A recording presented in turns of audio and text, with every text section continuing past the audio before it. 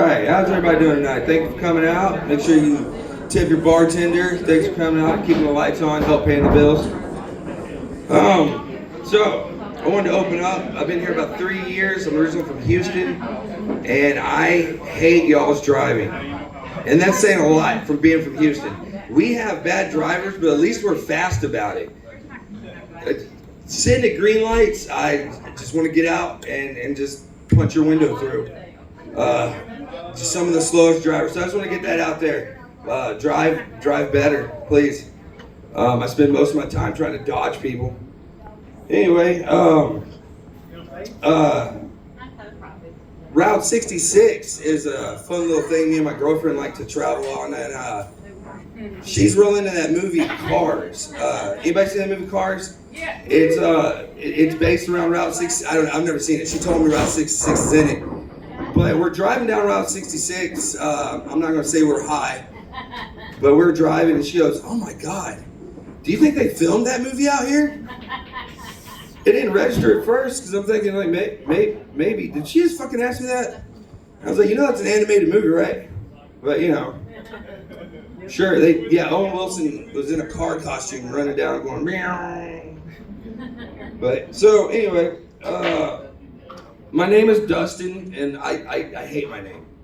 Only because the name Justin exists. Every time I introduce myself, it's like this. Hi, I'm Dustin. No, Dustin. With a D. Yes, with a D. Justin, there's no Justin on the face of this planet has ever had to go, "Hi, I'm Justin." No, with a J. And I even, my name sounds like the dumb version of Justin. You got Justin and Dustin. And I only know it's the dumb version because I heard it all through elementary school. And there's Justin. I refuse to have any friends named Justin. Ever. And then, anybody watch UFC? Anybody? When Justin Gaethje knocked out Dustin Poirier, I was pretty upset. I was like, dude, come on, you just ruined it for all of us Dustins. So, I have a great plan to make some money on the side. I'm going to take cacti, or cactus, whatever. I'm not a botanist.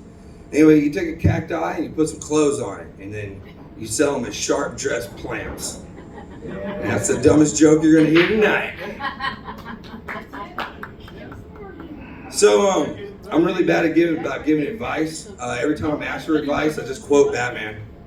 My boyfriend's cheating on me. What do I do? Punch him in the face and take him to Arkham. Batman is my favorite superhero, but my favorite superhero costume is the Punisher because it's just a t-shirt. Look, I can dress up like the Punisher and go do my taxes. I can dress up like the Punisher and go to Walmart and grocery shop. If I dress up like Batman or the Green Lantern, someone's probably going to call the cops. Not around here, they wouldn't. Maybe not. Yeah, that's just a Tuesday. I like superheroes growing up. As a kid, I read a lot of comic books, and I wanted to be a superhero so bad. And I come to the conclusion that all superheroes have one thing in common. They don't have parents. So I put some Windex in my stepmom's coffee. And because of that, I got sent to my grandmother's for a year, which was awesome. Which I think, okay, so no punishment there. I'm going to take out my dad when he gets back.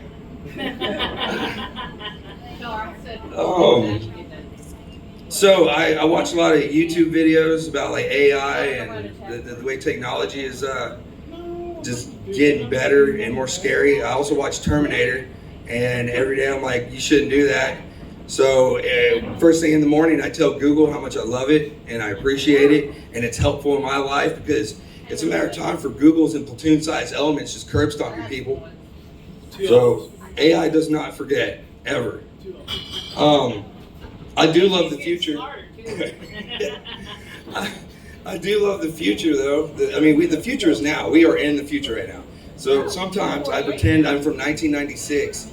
And I just showed up, and the first thing I discover is all the porn ever is in everybody's pocket, and weed is digital. Used to, if you wanted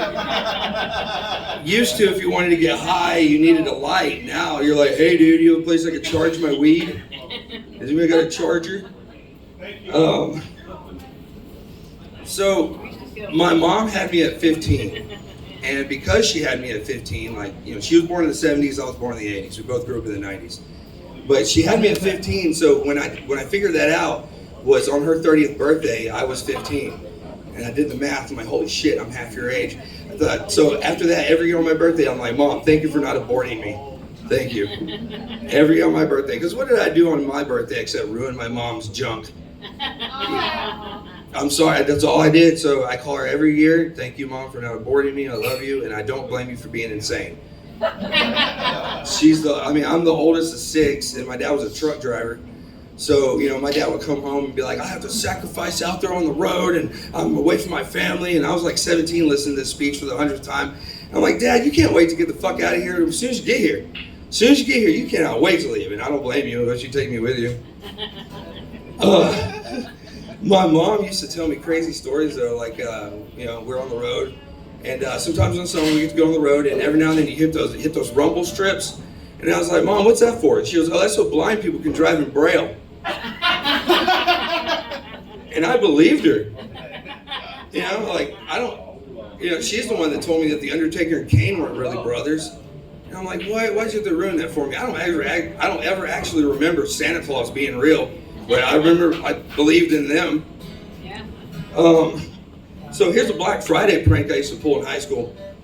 Me and my buddies would get to Walmart or the mall or wherever really early and get a parking spot real close and park there. And then come back later during the chaos and then just put it in reverse and wait for somebody to get, oh, there's a spot, put it back in park, get out, just walk out of the car.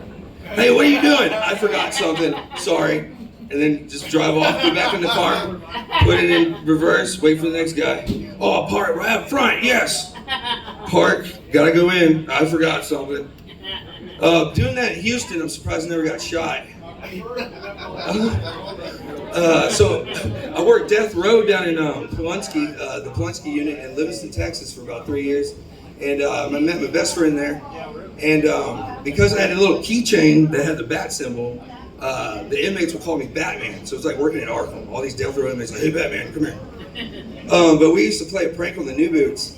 So the new boots would come in and we would tell them like, hey, Leatherface is over there. I'm like, what? Like, yeah.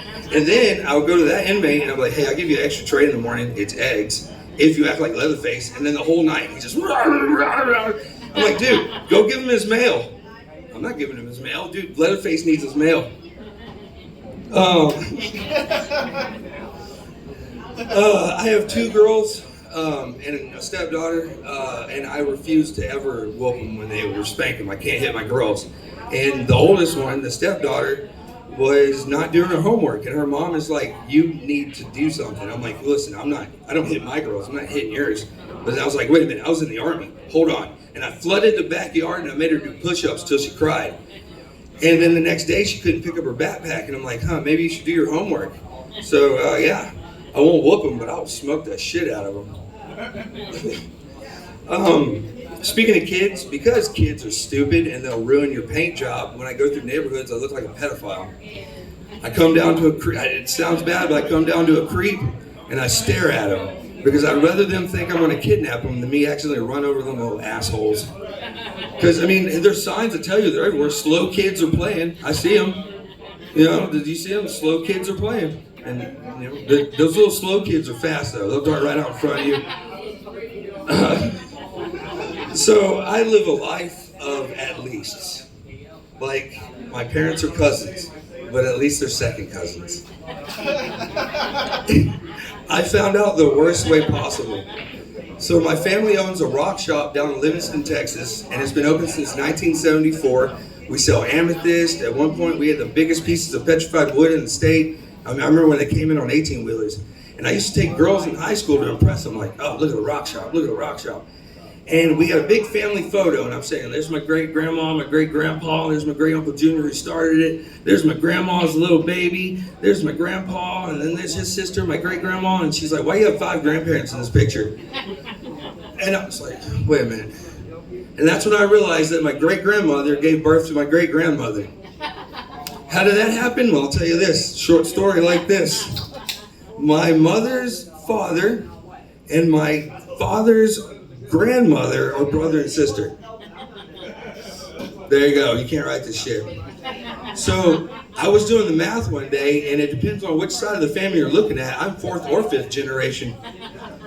And then I started doing some more math, and the only two grandparents I have that aren't related are the grandma on one side and the grandpa on the other side.